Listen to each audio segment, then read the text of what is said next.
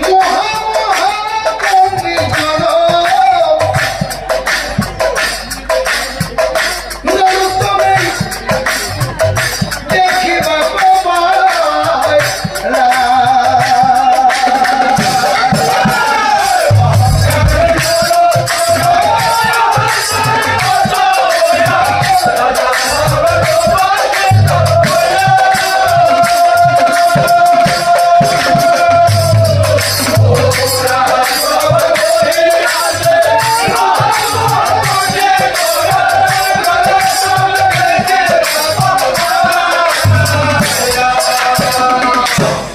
নরোত্তমে মনে মনে ভাবে বাপরে বাপ আমার রাজ্যে ইমান বড় পণ্ডিত আছে হে পণ্ডিত গণক দেখা পাই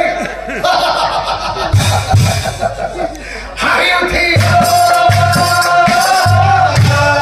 হে পণ্ডিত সকল খাতায় হুড়ে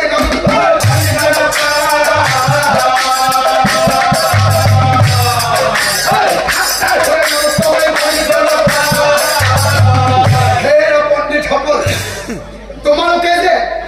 এই রজার রাজসভা শাস্ত্র প্রতিযোগিতার ভাগ্যবর বলে আহিছে তোমালোকে জানো মোর লগত প্রতিযোগিতা কৰিব পাৰিবা মই কিয় কৰো জানা মোৰ সমত মহাপণ্ডিত এই পৃথিৱীত আৰু কোনো নাই আৰু যদি তোমালোকক কিবা প্ৰমাণ লাগে যদি মই দিল এতিয়াই প্ৰমাণ লাগে যদি মই দিল এতিয়াই আৰু এতিয়া চাওকচোন বৰ লগে লগে অহংকাৰী নৰোত্তমে যুৱ বিদ্যাৰ বলত সেই পণ্ডিতজনৰ গাৰ বস্ত্ৰবোৰ কি কৰিলে পণ্ডিতজনৰ গাৰ বস্ত্ৰ হুলুকাই হুণ্ডতাই বস্ত্ৰবোৰ মাই ৰাখিলা হুণ্ডতাই বস্ত্ৰবোৰ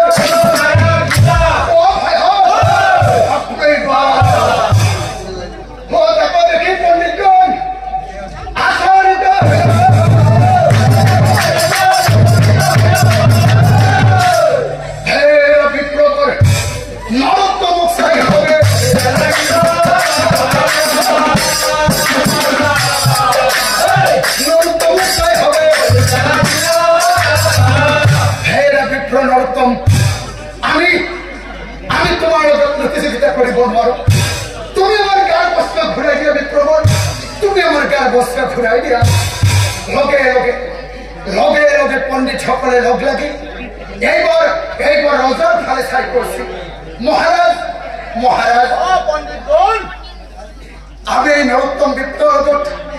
প্রতিযোগিতা কৰিব নোৱাৰিম এতিয়া চাওকচোন বাৰু আনফালে সেই হৰি দেৱতাই অহংকাৰী নৰোত্তম বিপ্ৰ উচিত শিক্ষা দিবৰ বাবে কি কৰিলে ঠিক সেই সময়তে হেন কালে শনি আকৌ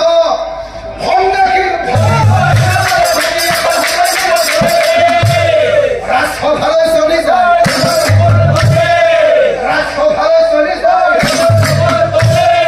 ৰবা ৰবা ৰবা ৰবা পণ্ডিতসকল ৰবা তোমালোকে হাহাকাৰ নকৰিবা এই নৰোত্তম বিপ্লৱৰ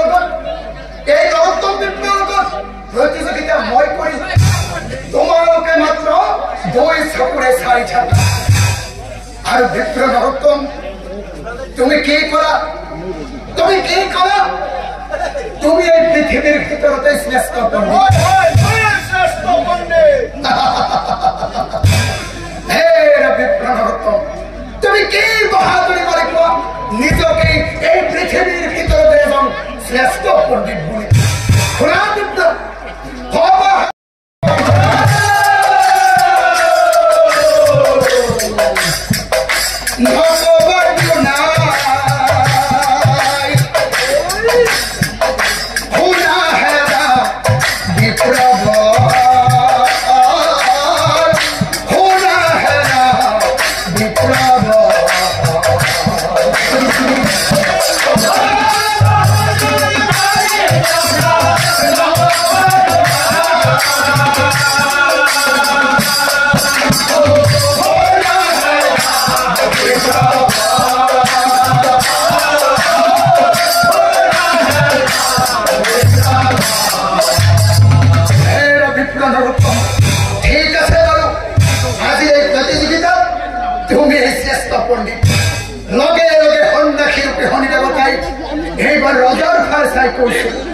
মহারাজ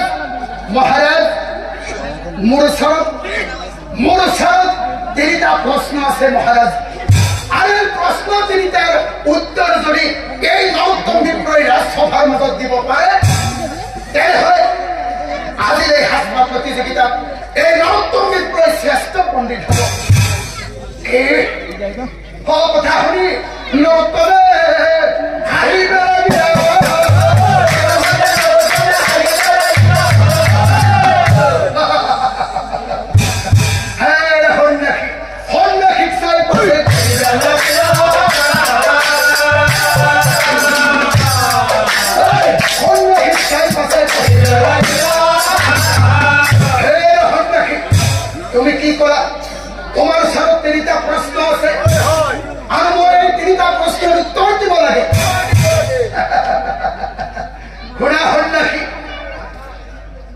এই পৃথিবীর এরকম কোনো ধরনের প্রশ্ন নাই যেহেতু প্রশ্নের উত্তর এই নরোত্তম বিপ্লব স্বরূপ নাই। গতিকে শুনা হন নাকি বহতি খোধা তুমি উত্তর দিব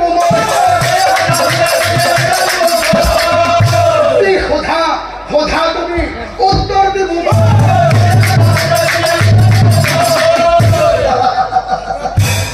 কথা শুনি হন নাকি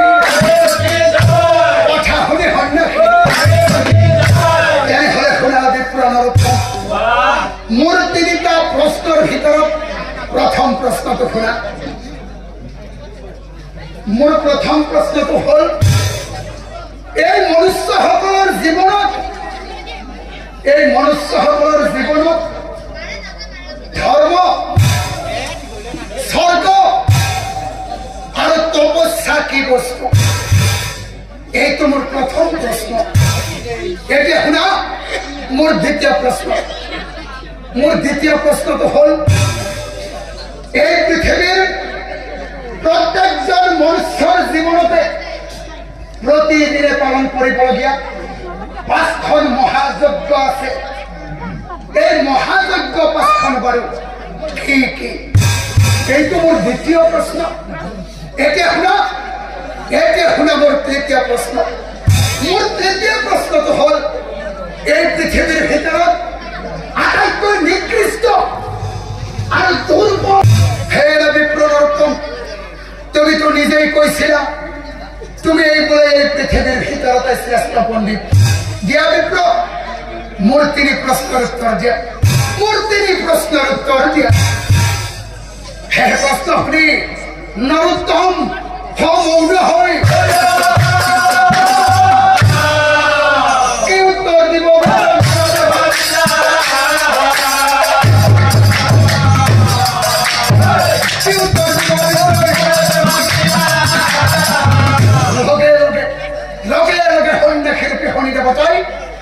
নরোত্তম বিপ্লব ছায়া কোন করছে? হে বিপ্লব নরোত্তম, তুমি দেখুন নিজেই দম ফালি মারি এই রাজসভার মধ্যে চিঞরি কইছিলা তুমি এই পৃথিবীর ভিতরতে শ্রেষ্ঠ পণ্ডিত। এজন শ্রেষ্ঠ পণ্ডিত হই তিনি তার প্রশ্নের উত্তর দিব নোৱাৰিলা। হে বিপ্লব, তোমাক মই আৰু এটা সুযোগ দিম। শুনা বিপ্লব, 7 দিন সময় বিপ্লব দিও তোমাক। 7 দিন সময় বিপ্লব দিলো তোমাক। আৰু এই 7 দিনৰ ভিতৰত যদি তুমি এই 3টা প্রশ্নের উত্তর দিব পারা তেনেহলে এই প্রতিযোগিতা তুমি এই শ্রেষ্ঠ হবা জানিবা নিশ্চয়। তুমি এই শ্রেষ্ঠ হবা জানিবা নিশ্চয়। আনফালে ৰজায়ো সেই বিপ্লৱ চাই কৈছিল শুনা বিপ্লৱৰ এই সন্ন্যাসীয়ে কোৱাৰ দৰে তুমি যদি 7 দিনৰ ভিতৰত প্ৰশ্নৰ উত্তৰ দিব পাৰা তেনেহলে কোনো কথা নাই। কিন্তু মনত ৰাখিবা যদি তুমি 7 দিনেৰ ভিতৰত প্ৰশ্নেৰ উত্তৰ দিব নোৱাৰা তেনেহলে এবাৰ মোৰ শৰ্ত মতে উদাহাৰে তোমাক জানিবা নিশ্চয়। এতে চাওকচোন বাৰু মিছাতে অহংকাৰ কৰি সেই অহংকাৰ বিপ্ৰ নৰোত্তম কিদৰে সন্ন্যাসী ৰূপে হৰিদেৱতাৰ হাতত বন্দী হৈ থাকে। শনিৰ মায়া যাৰ বিপ্ৰ বন্দী হৈ ৰৈয়া আৰু লগে লগে প্ৰশ্নৰ উত্তৰ বিচাৰিয়া জগলৈ ওলাইয়া। প্ৰশ্নৰ উত্তৰ বিচাৰিয়া জগলৈ ওলাইয়া।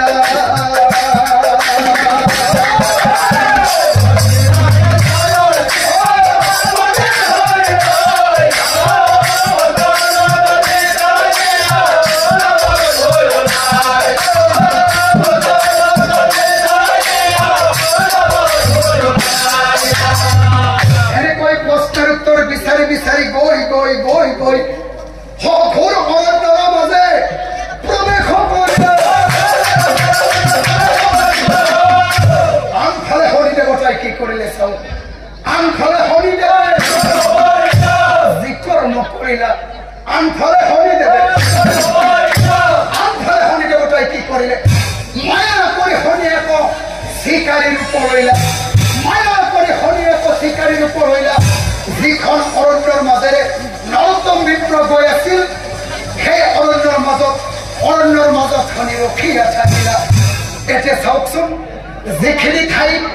হনি দেৱতাই শিকাৰীৰ ৰূপ ধৰি ৰৈ আছে সেই স্থানে নৰোত্তম উপস্থিত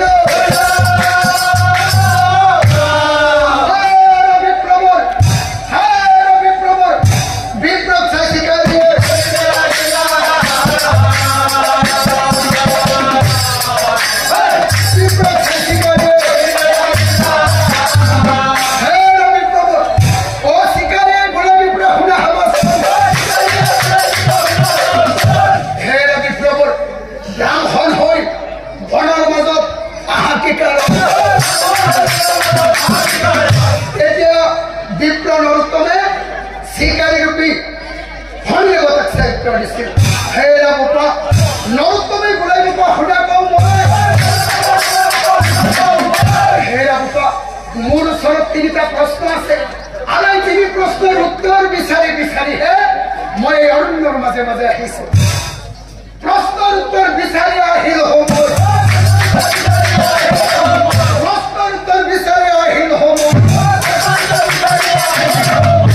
তেতিয়া হৰি দেৱতাই আকৌ কৈছিল হে বিপ্ৰৱৰ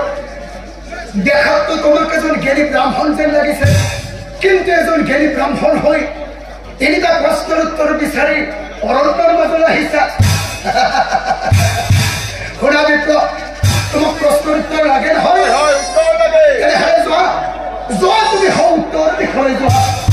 যোৱা বিপ্ৰ যোৱা উত্তৰ দিশে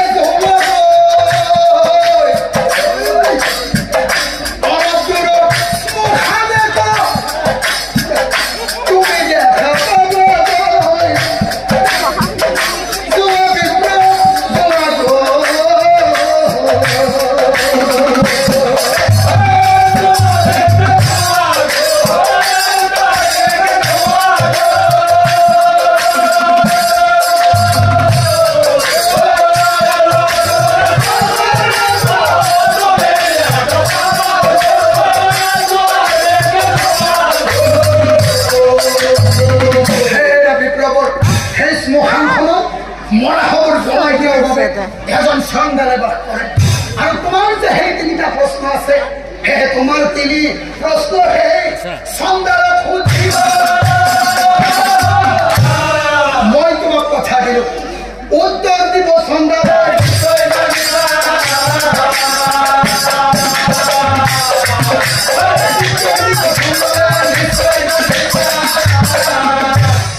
এতিয়া বিপ্ৰ নৰোত্তমে মনে মনে ভাবে এই পৃথিৱীৰ ভিতৰতে শ্ৰেষ্ঠ পণ্ডিত হৈও মই এই তিনিটা প্ৰশ্নৰ উত্তৰ বিচাৰি পোৱা নাই তাতে আকৌ এই চিকাৰীজনে কৈছে এজন মানুহ পুৰে চন্দালে মোক প্ৰশ্নৰ উত্তৰ দিব নাই নাই চিকাৰীয়ে কৈছে যেতিয়া এবাৰ গৈ সেই চন্দালজনক সুধি চোৱাই ভাল হ'ব আৰু লগে লগে সেয়ে ভাবি ভাবি শ্মশানত উপস্থিত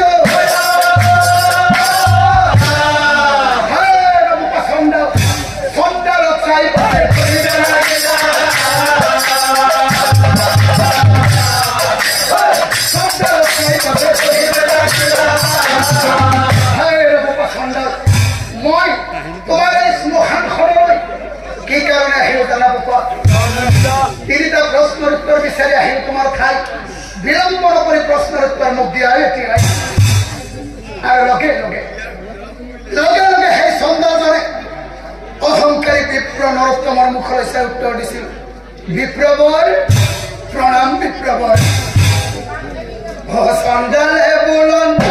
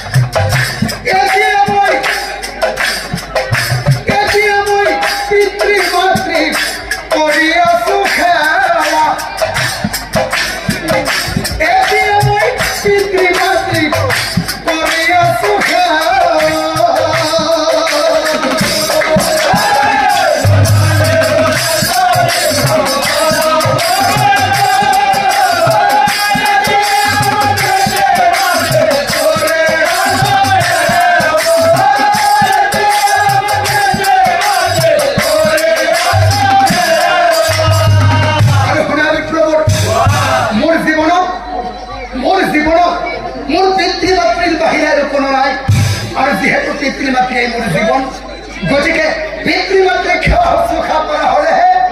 তোমাৰ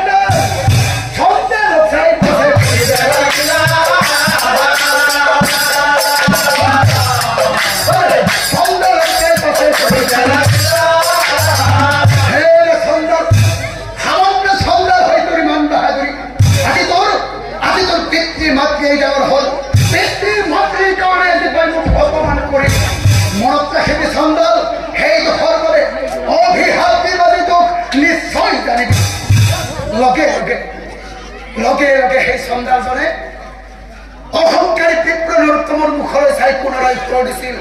হে বিপ্ৰবৰ তুমি মোক একোদাল কৰিব নোৱাৰা কাৰণ বৰ্তমান সময়ত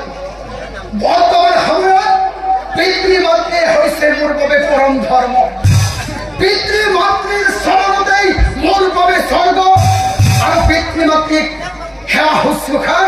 আৰু শ্ৰদ্ধা ভক্তি কৰাই মোৰ বাবে পৰম তপস্যাৰ সমান আৰু খুৰা বিপ্লৱ যিহেতু পিতৃ মাতৃয়ে মোৰ বাবে পৰম ধৰ্ম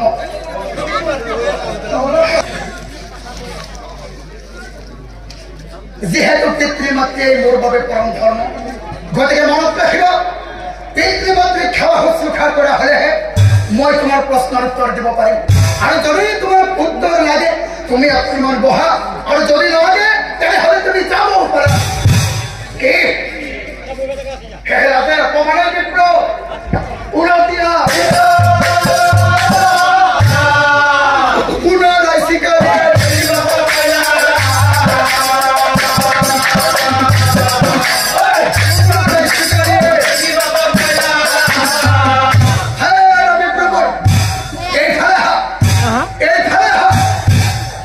তোমাক মই তিনিটা প্ৰশ্নৰ উত্তৰ বিচাৰি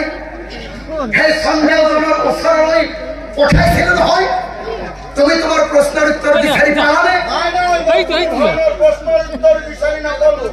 নাপালা তেনেহলে তুমি এটা কাম কৰা হয় এতিয়া বিপ্ৰ তুমি পশ্চিম দিশে সেই পশ্চিম দিশলৈ গলে নারী একজনের ঘর তুমি দেখা পাবা নারী একজনের ঘর এটা প্রশ্ন আছে হে তোমার তিনি প্রশ্ন হে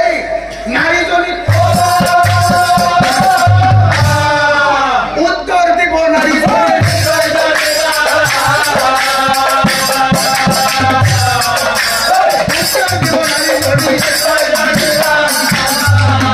লগে লগে কথা কৌটি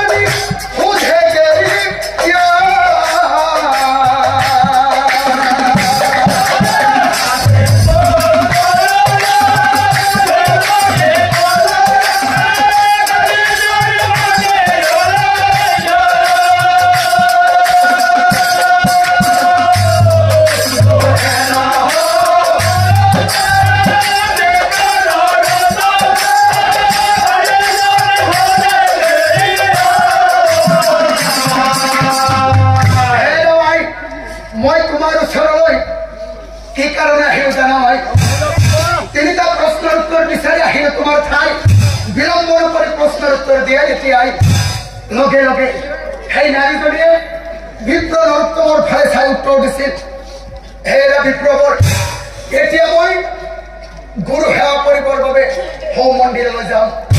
মন্দিৰত গুৰু সেৱা কৰি আহি মই মোৰ স্বামী দেৱতাক সেৱা শুশ্ৰূষা কৰিব লাগিব আৰু স্বামীক সেৱা শুশ্ৰূষা কৰিহে মই তোমাৰ প্ৰশ্নৰ উত্তৰ দিব পাৰিম গতিকে বিপ্ৰবৰ অকণমান তুমি ইয়াতে বহা কি কথা শুনি নৰোত্তম ক্ৰোধত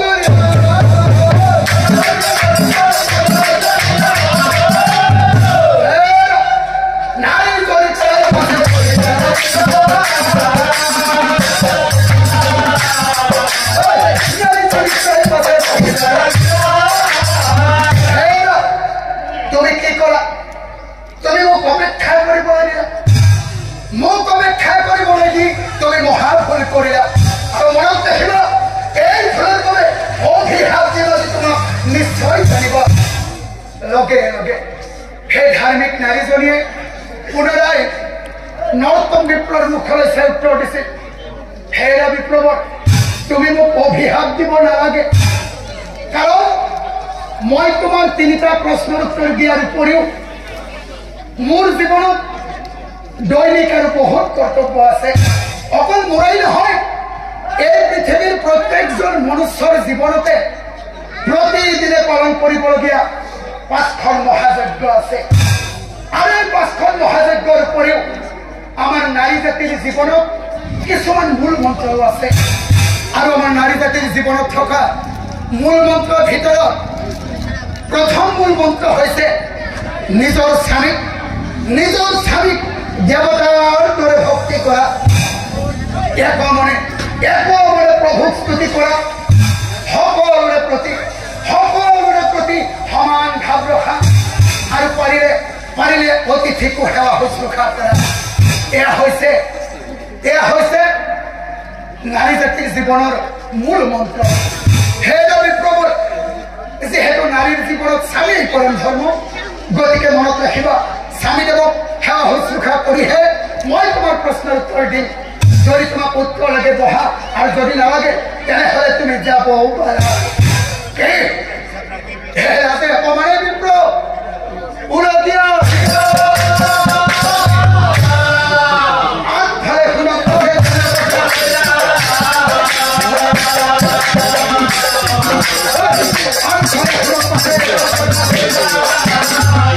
এনেকৈ সেই নৰোত্তম বিপ্ৰই তিনিটা প্ৰশ্নৰ উত্তৰ বিচাৰি ভোকে পিয়াহে সাগৰুৱা দেহালৈ গৈ আছে গৈ বিপ্ৰই দেখা পালে এজনী যুৱতী ছোৱালী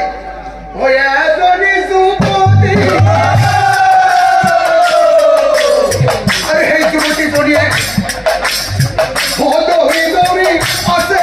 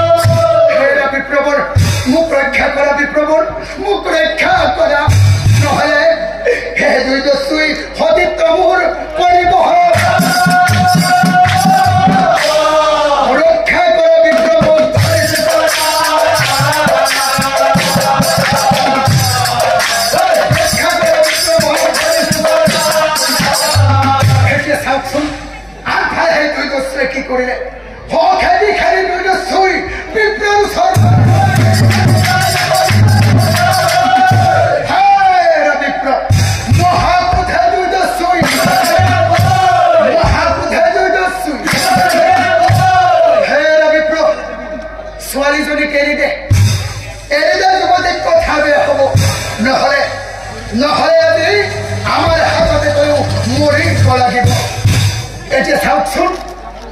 এতিয়া নৰোত্তমে মনে মনে ভাবে হৰি হৰি প্ৰভু মই আছো ভোকে পিয়াহে লঘোণে তিনিটা প্ৰশ্নৰ উত্তৰ বিচাৰি তিনিটা প্ৰশ্নৰ উত্তৰৰ চিন্তাত তাতে কৈ এওঁলোক দুয়োজনে কৈছে এই যুৱতী গৰাকীৰ কাৰণে মই মৰিব লাগে হে ৰামমোহন এইফালে আহ লৈ যোৱা যুৱতী এৰি দিছো মই আৰু তোমালোকৰ যি ইচ্ছা তাকে কৰা মোৰ কথা নাই যি ইচ্ছা তাকে কৰা মোৰ কথা নাই লগে লগে সেই দুই দস্যুৱে কি কৰিলে দুই দস্যুৱে যুৱতীক টানি লৈ গ'লে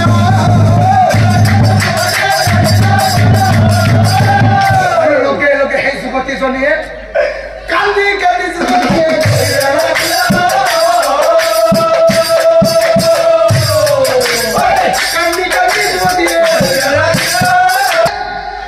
ভগৱানে দেখাত তো পুৰুষ ঠিকেই বনাইছে কিন্তু মনত ৰাখিবি বিপ্লৱ যিজন পুৰুষে নাৰী জাতিৰ মান মৰ্যাদা ৰক্ষা কৰিব নোৱাৰে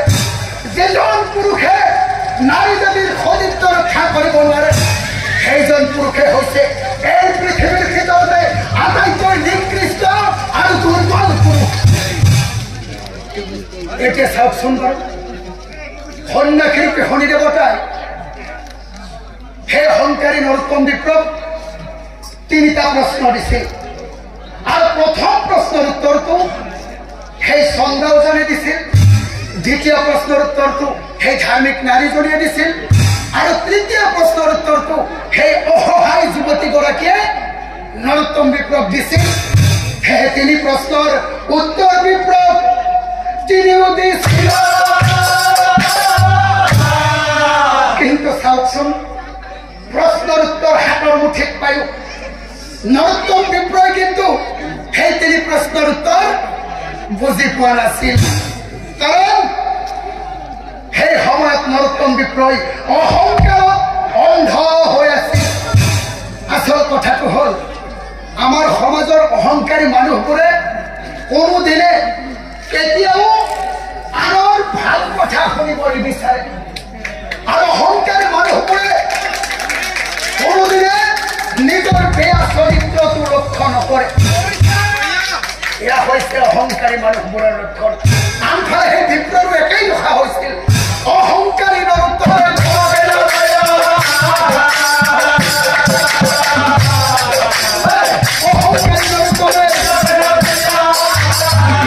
এতিয়া চাওকচোন বাৰু সেই সন্ন্যাসী ৰূপী শনি দেৱতা আৰু ৰজাই মিলি সেই নৰোত্তম বিপ্লৱ 7 দিনৰ সময় দিছিল এতিয়া সেই 7 দিন সম্পূৰ্ণ হৈ গ'ল হৈ এনে পূৰ্ণ হৈ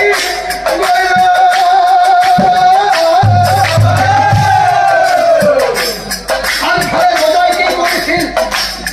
ৰজাই মনে মনে সেই নৰোত্তম বিপ্লৱৰ পিছে পিছে দুৰ্গণকো পঠাই দিছিল আৰু দুৰ্গণেও কিমান দিনে বিপ্লৱৰ পিছে পিছে ঘূৰি আছিল দুৰ্গণে মনে মনে ভাবে আমাৰ ৰজাই এই এটা বিপ্লৱ 7 দিনৰ সময় দিছিল যেতিয়া সেই 7 দিন সম্পূৰ্ণ হ'ল গতিকে আমি এটা কাম কৰিব লাগে আমি এই বিপ্লৱ আমাৰ ৰজাৰ ওচৰত লৈ যাব লাগে ৰজাই বিপ্লৱ যি কৰে তাকেই কৰক আমাৰ তাত কোনো কথা নাই মুঠৰ পৰা আমি এই বিপ্লৱ আমাৰ ৰজাৰ ওচৰত লৈ যাব লাগে এটা মটকা মাৰি ঘৰ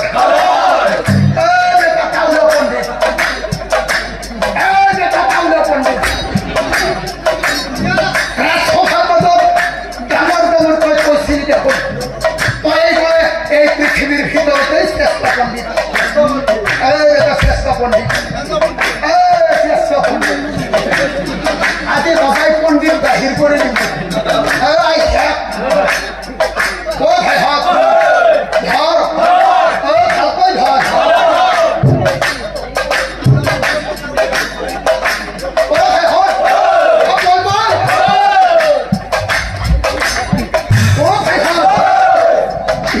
পাকা দিছি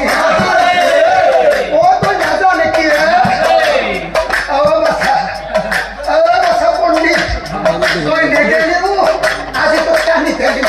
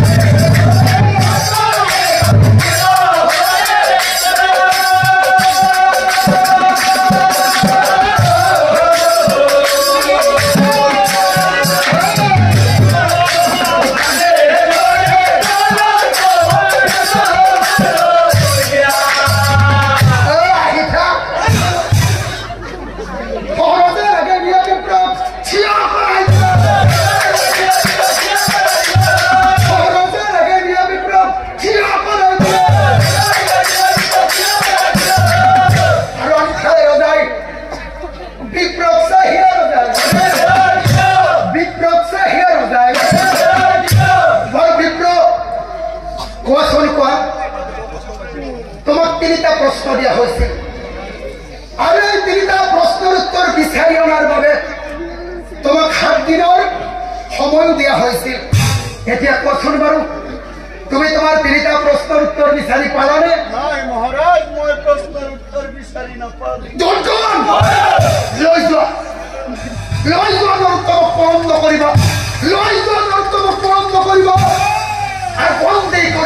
বন্দি করে লই এক উচিত শাস্তি দিব বন্দি করে লই এক উচিত শাস্তি দিব ও ভাই হো রোজারা দে সাইছে কি লাগবে এরা যে বিজ্ঞান মারি দিয়ে ভালো এর বিজ্ঞান বাপ না হয়ে এবার ভয়া বস্তু ও ভাই হট বলবো এই পৃথিবীর এই সংখ্যাও তো চাউল ইমান দিনে আছিল আজি পাই তো চাউল নাই রজাই তো বিধান মারিয়ে দিছে গতিকে আহি থাক ও ভাই কি নাহে দেখোন ও ধর ধর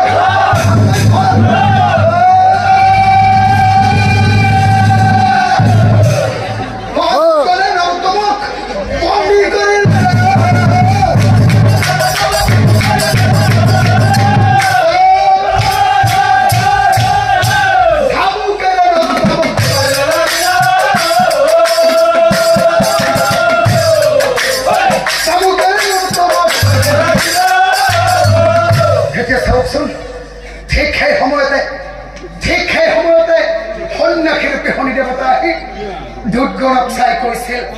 ৰবা দুৰ্গণ ৰবা ৰবা ৰবা এই বিপ্লৱক আৰু মাৰিব নালাগে এই বিপ্লৱে আসল শাস্তি পাই গৈছে এই বিপ্লৱক নামাৰিবা এই বিপ্লৱত মোৰ দুটামান কথা আছে সেই বিপ্লৱ নৰুত্তম তুমি তো সভাৰ মাজত চিঞৰি চিঞৰি গম ভাৰি ভাৰি কৰিছিলা তুমি এইবোলে পৃথিৱীৰ ভিতৰতে শ্ৰেষ্ঠ পণ্ডিত কিন্তু এজন শ্ৰেষ্ঠ পণ্ডিত হয় তিনিটা সাধাৰণ প্ৰশ্নেৰ উত্তৰ দিব নোৱাৰিলা তোমাৰ কি লাজ না লাগে অহংকাৰ কৰিয়ে মানুহৰ পতন হৈ যায় এই কথা সৰ্বহাস্তায় কয় খুড়া বিপ্ৰ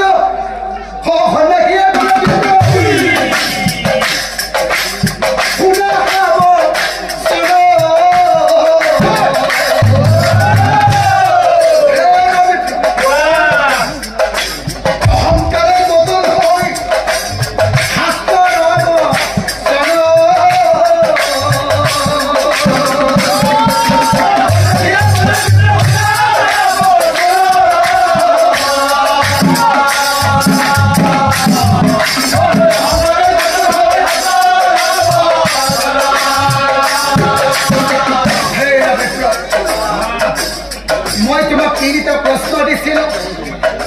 এই তিনিটা প্ৰশ্নৰ ভিতৰত প্ৰথম প্ৰশ্নটো আছিল আমাৰ মনুষ্যসকলৰ জীৱনত ধৰ্ম, স্বৰ্গ আৰু তপস্যা কি বস্তু।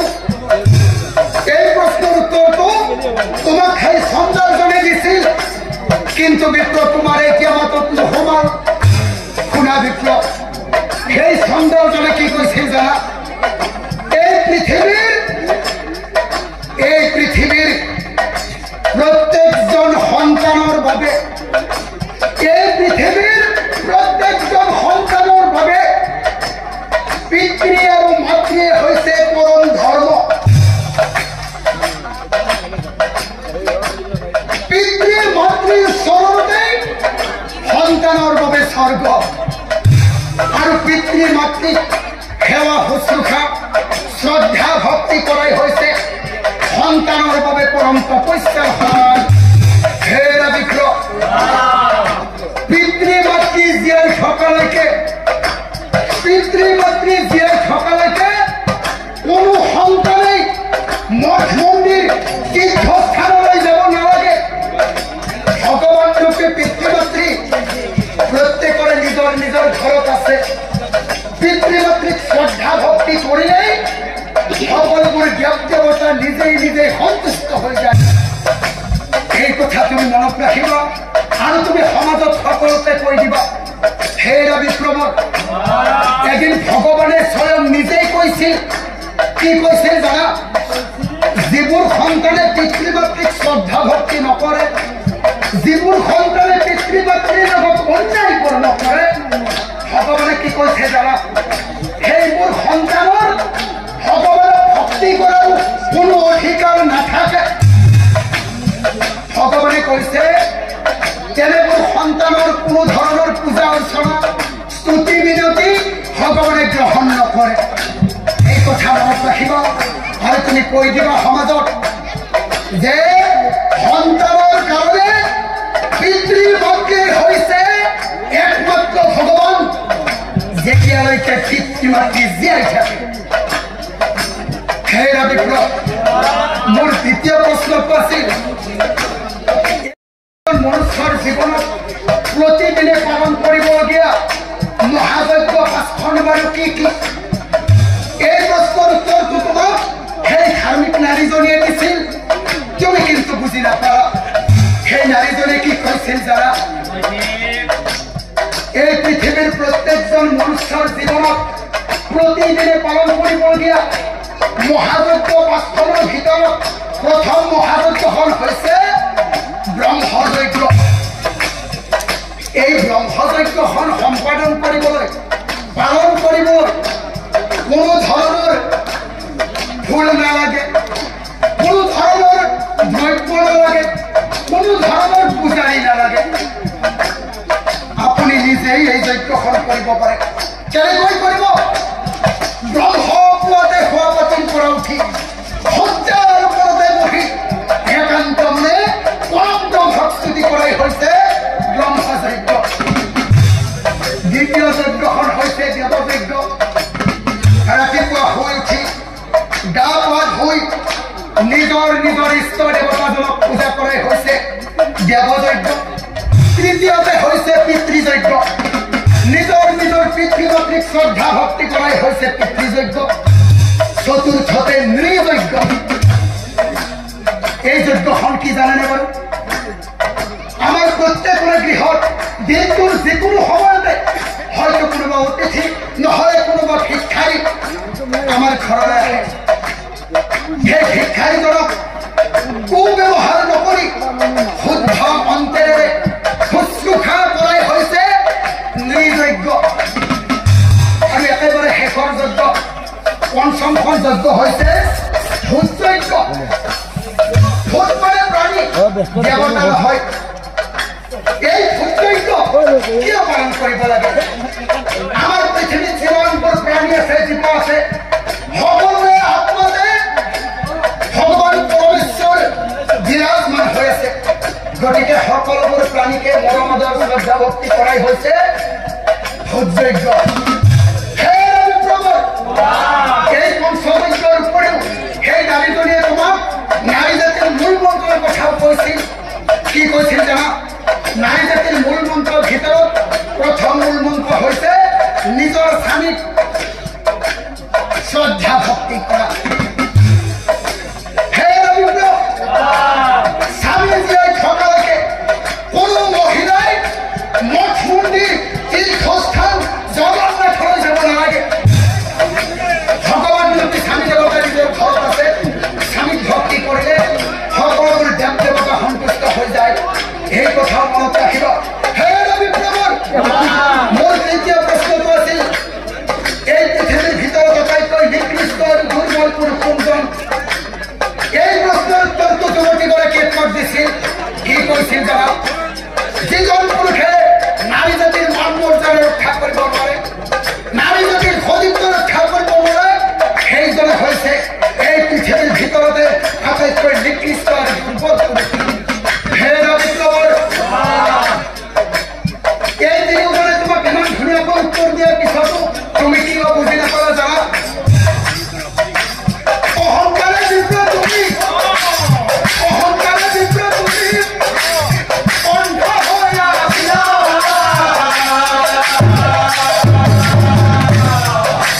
সেইকাৰণে প্ৰশ্নৰ উত্তৰ বুজিয়ে নাপালা হে ৰবীন্দ্ৰ মই যে তোমাৰ লগত ইমান সময় এই খেলাখন খেলিলো তুমি বাৰু মোক চিনি পাইছানে মই কোন তুমি জানা তেনেহলে শুনা মই হলো হৰিদেৱ জানিব বিচাৰে হে ৰবীন্দ্ৰ তোমাৰ ভুলৰ বাবে তোমাক শাস্তি দিল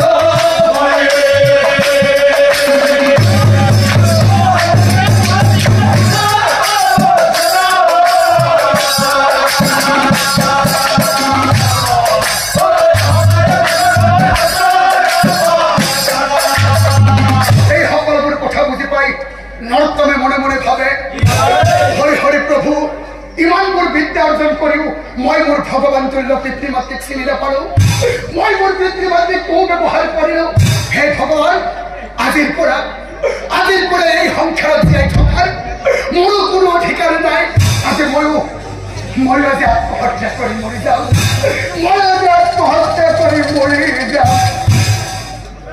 হয় সংসাৰ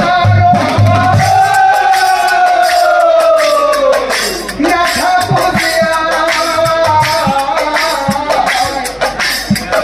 থাকিলেও কি হ'ব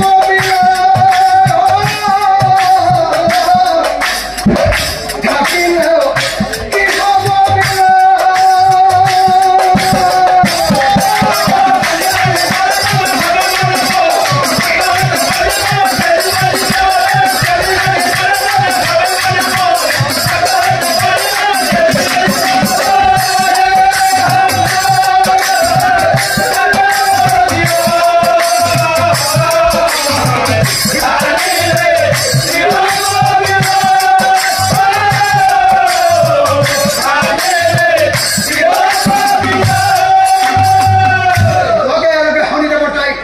নৰোত্তমক চাই কৈছে নবাবিপ্ৰ তুমি আত্মহত্যা কৰিব নোৱাৰিবা আত্মহত্যা কৰিলে কোনো ভুলৰ শুধৰণি হৈ নাযায় যোৱা তুমি তোমাৰ ভাল কৰ্মৰে তোমাৰ ভুলৰ শুধৰণি কৰি লোৱা যোৱা তুমি তোমাৰ পিতৃ মাতৃৰ ওচৰলৈ যোৱা তুমি তোমাৰ পিতৃ মাতৃৰ ওচৰলৈ যোৱা আৰু লগে লগে কান্দি কান্দি নৰোত্তম গৃহ